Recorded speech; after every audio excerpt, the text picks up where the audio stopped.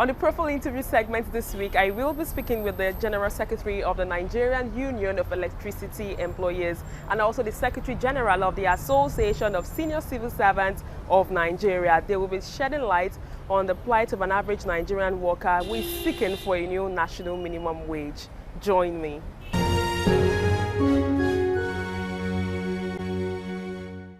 It's good to have you on the program. Thank you very much. Earlier in the week, the Nigeria Governors Forum met with President Muhammadu Buhari to discuss the proposed new national minimum wage, which the tripartite committee submitted to the President a few weeks ago. Do you think it's imperative for the Governors Forum to be meeting with the President at this point in time? Well, ordinarily, one would not have any objection to the governors holding consultative meetings with Mr. President. But if the intention is to discuss the figure that has already been agreed upon, you agree with me that it is dead on arrival. However, as government functionaries, they can meet to fashion out ways of paying the 30,000 naira minimum wage. So if that is the intention on how to implement it, how to pay it, then the meeting will be seen to be fruitful. But if they are now meeting to discuss whether it is that amount or not, that one is an exercise in futility because nothing can reverse it. The Governors Forum are insisting on the initial amount they brought to the table, which is 22,500 naira, or perhaps move along with the President's figure of 24,000 naira.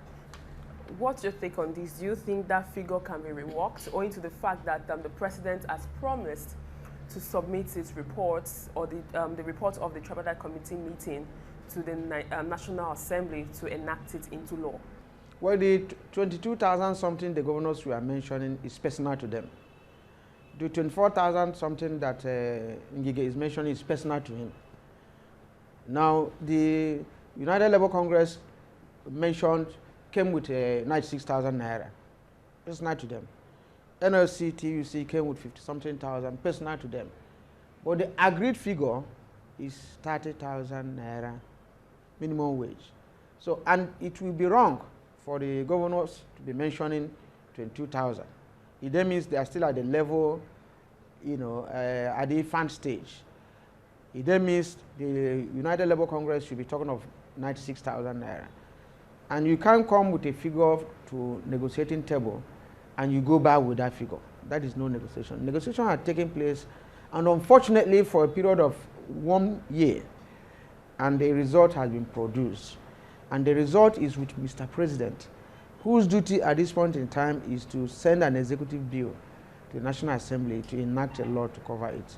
No more, no less. That's what we're expecting Mr. President to do. Finally, I would like to ask you about, take you up on the issue of non-payment of salaries, which is a big issue in Nigeria. Many state governors have actually had several arguments at different forums that they are actually struggling with the payment of 18,000 naira as minimum wage, despite the federal government's bailout fund, budget support fund in so many ways.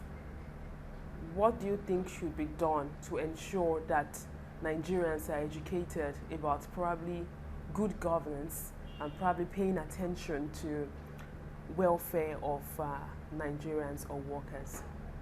Well, we have research has proved that there's no correlationship between the number of the resources that a state government has and the payment of salaries. At times it has to do with priorities. Some state governments get their priorities right. Some others don't. If you look at the last experience, you can see Jigawa. Jigawa is almost landlocked without no clear-cut revenue base. And then you look at maybe Bayelsa. You know what Bayelsa receives from federal allocation by virtue of the fact that it is an oil-producing state. But I'm not too sure that Jigawa is owing backlog of salaries.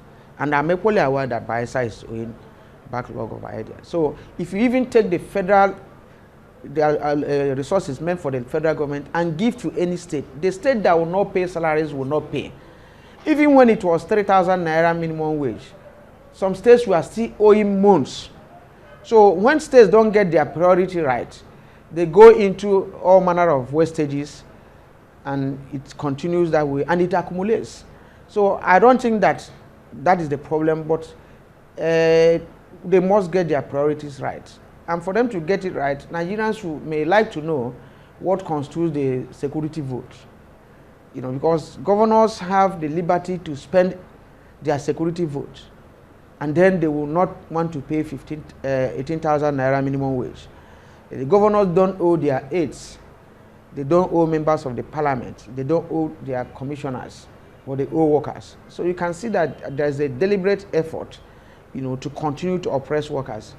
And that is one thing that we have to magnify as 2019 general election, you know, comes up. There is need for us to list out the governors that won't pay salaries even when they have all the money, and the governors that are worker friendly, you know, and compensate them. Thank you very much for talking to me.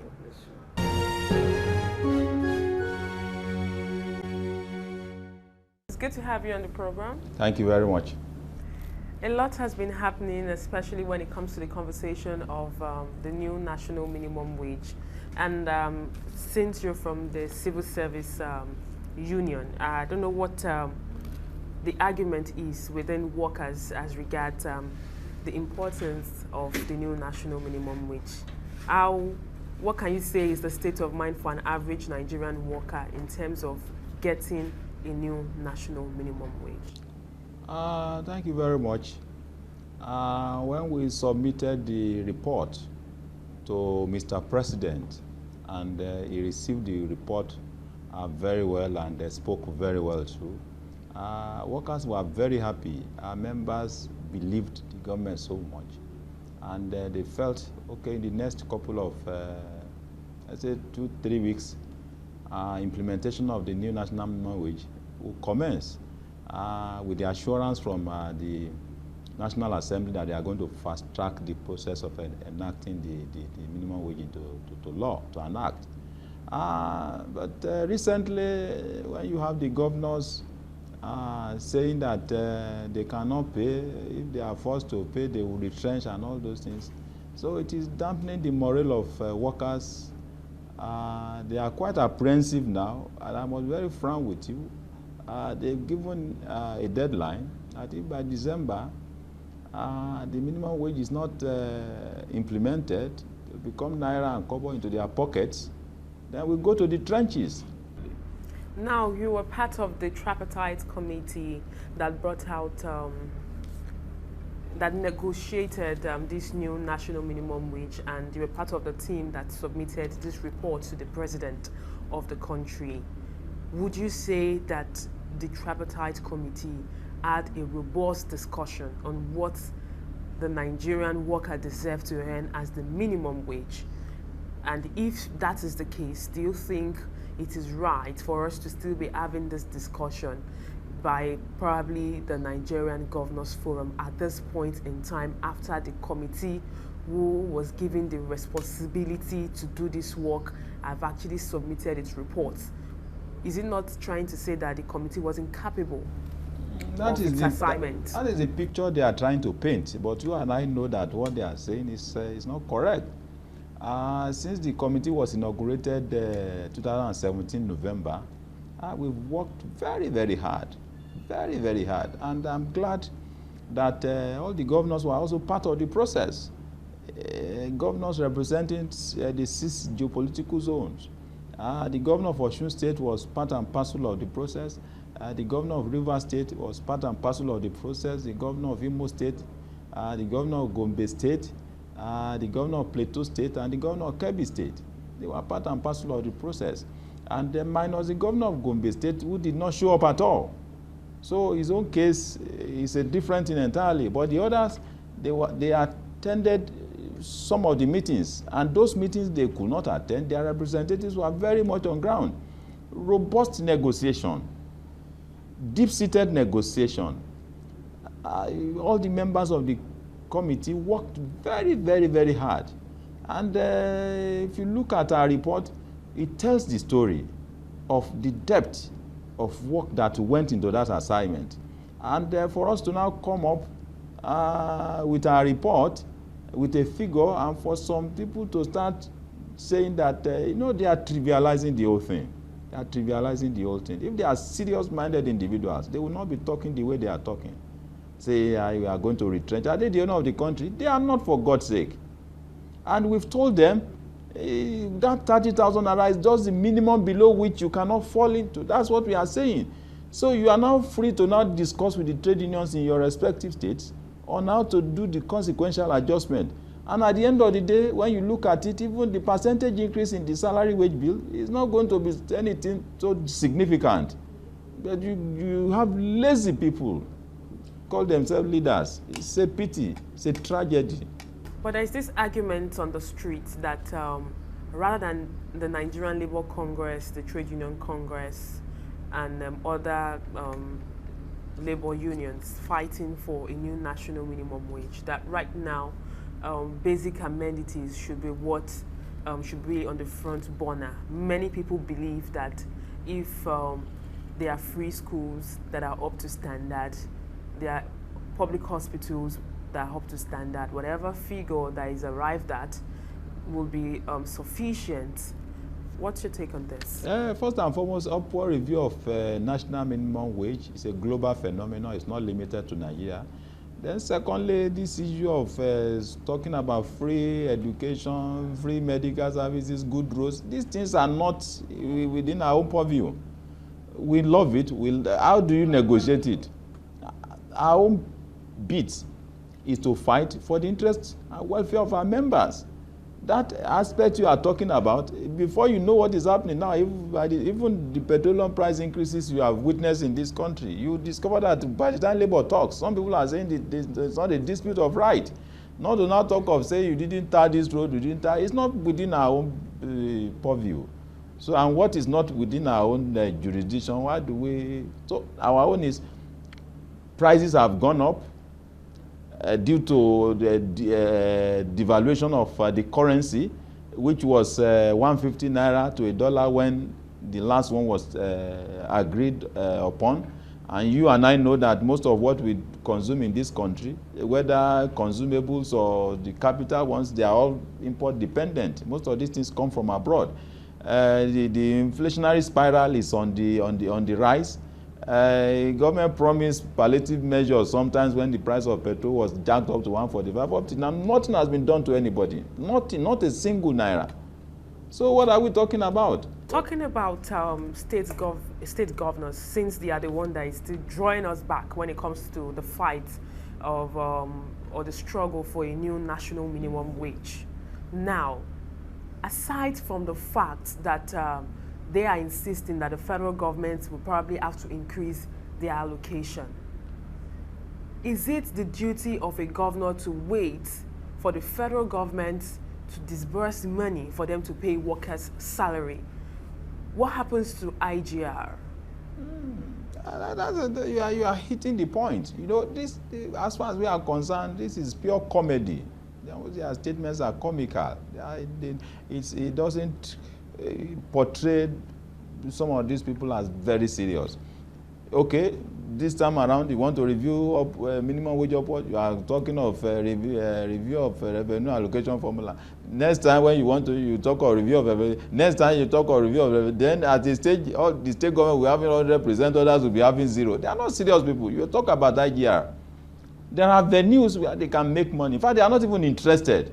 They are not interested. They are happy and satisfied with the handouts which they pick from Abuja on a monthly basis. And that's why most of these people have become very lazy about it. And at the end of the day, workers are behind the ball. Even as we speak, even with the low IGR, are they saying somebody that can purchase form for 22 billion naira, is that the one that will be talking of 30,000 naira minimum wage that has been too much? And you look at the humongous funds that they cut away from the treasury. We are reading in the papers. They want this man to decamp from one party to the other. They are dangling 2 billion naira. You are not talking of 30,000 naira. As far as I'm concerned, these governors that are holding on to this position that they cannot pay 30,000, they are very wicked. Very, very wicked. From my observation while covering labor, whenever workers are trying to fight for their rights or trying to get something better from the government, the threats of no work, no pay comes out. Would you say that this is obtainable in the 21st century? That law is obsolete. The 21st century, we should not be talking about that law. So we are not scared about that in respect of this minimum wage arrangement. So once the deadline comes up, we'll go on strike. Let us see who is going to deduct. Let us see who is going to deduct. From my research, Nigerian lawmakers receive as 37 million. And currently Nigerian workers receive, an average Nigerian worker receives 18,000 naira as minimum. How sustainable is this? Would you say that the cost of governance is expensive in Nigeria? It is expensive not because of the wages of workers, but because of the greed of the elites. You have talked about it. It's a senator earning 37 million to do what? To do what, for God's sake? How much does a permanent secretary earn? As far as we are concerned, the salary of a senator should not be more than that of a permanent secretary. So if you remove 1.3 million naira from that 37 million naira, what you have as balance, if you multiply by the number of senators and multiply by 12 calendar months, you discover that we are not serious about development. We are not serious about development. We are not serious. They are so greedy. Once it comes to their own side, they can carry anything carryable. But when it comes to worker side, you now start hearing so many semantics. There is no money. We will retrench this and that. So it's neither here nor there. It's neither here nor there. But we want to tell them that this time around, we have shined our eyes, and we are all seeing very well, and they will react appropriately at the fullness of time. Thank you very much for joining us on the program. Thank you very much, madam, and thank you for having me. Thank you. And that's all we can take on today's edition of the program. Join us next week for a fresh edition of the show. I am Sharon Ijason. Thanks for watching, and remember, labor creates wealth.